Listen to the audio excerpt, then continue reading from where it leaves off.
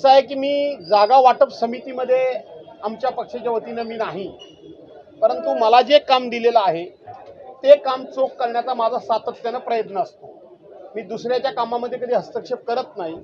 28 जागा ह्या मला पूर्व विदर्भामध्ये दिलेल्या आहेत आणि पश्चिम महाराष्ट्रामध्ये सातारा, सांगली आणि कोल्हापूर अशा 26 जागा माझ्याकडे दिलेल्या आहेत। 28 नी 26 54, माझी स्वतःचा विधानसभा मतदारसंघ 55 आणि रत्नागिरी जिल्ह्यातला खेड दापोली मतदारसंघ 56। तूर्त मी 56 विधानसभा मतदारसंघावर लक्ष केंद्रित केलेलं आहे आणि त्याचा निकाल लवकरात लवकर लागावा असा माझा प्रयत्न आहे। 56 मध्ये तुमचं किती टार्गेट आहे? काय निवडून आणण्याचं? 56 मध्ये किमान 36 जागा निवडून आणण्याचं आमचं टार्गेट आहे। उद्या आमचे पक्षप्रमुख आदरणीय उद्धव साहेब येणार आहेत। कळमेश्वरला जो छत्रपती शिवाजी महाराजांचा जो अश्वारूढ पुतळा तिथले आमचे घमशान मक्कासरे यांच्या संस्थेमार्फत जो उभा राहिलाय त्याचं उद्घाटन उद्धव साहेबांच्याच हस्ते व्हावं असा त्यांचा आग्रह होता। त्या ठिकाणी उद्धव साहेब येत आहेत। मी आता ह्या सगळ्या पूर्व विदर्भाची आढावा बैठक संपल्यानंतर तुम्ही बघताय हजारो लोक आहेत।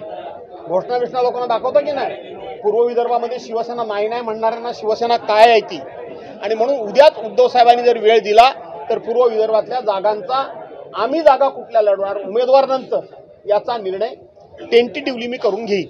भाऊ, महायुतीने पहिली जागा जी आहे म्हणजे पहिली यादी ती जाहीर करण्यासाठी घटस्थापनेचा मुहूर्त शोधलेला आहे, काय म्हणा? असं आहे की त्यांच्या महायुतीनं कधी यादी जाहीर करावी कधी नाही हा त्यांचा अधिकार आहे। आमची जाहीर यादी जर पितृपक्षामध्ये सुद्धा जाहीर झाली तरी मला आनंद वाटेल, कारण ते मुहूर्त शोधतात।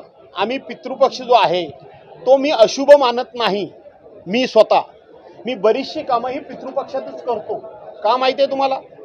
पितृपक्ष याचा अर्थ काय की आपले पूर्वज या 15 दिवसाकरता स्वर्गातून खाली जमिनीवर आलेले आहेत। आता ते जमिनीवर आलेले असताना त्यांच्या उपस्थितीतच चांगलं काम केलं तर बरं आहे की नाही? त्यांना वाटेल की नाही आपले दिवटे काय काम करतायत ते, आणि म्हणून मी हा काही महिना अशुभ समजत नाही। उद्या जरी आमची जाहीर झाली यादी तरी तिचं मी स्वागत करेन। आमच्या जागा वाटपाचं काम काय आम्ही प्रकाश आंबेडकरांच्याकडे दिलेलं नाही किंवा त्यांच्या जागा वाटपाचं काम आम्हीही घेतलेलं नाही। त्यामुळे आम्ही किती जागा घ्यायच्या हे ते ठरवू शकत नाहीत आणि ते किती जागा घेणार हे आम्ही सांगू शकत नाही। आमचं आम्ही सांगू, त्यांचं त्यांनी सांगावं, एवढंच मी सांगेन।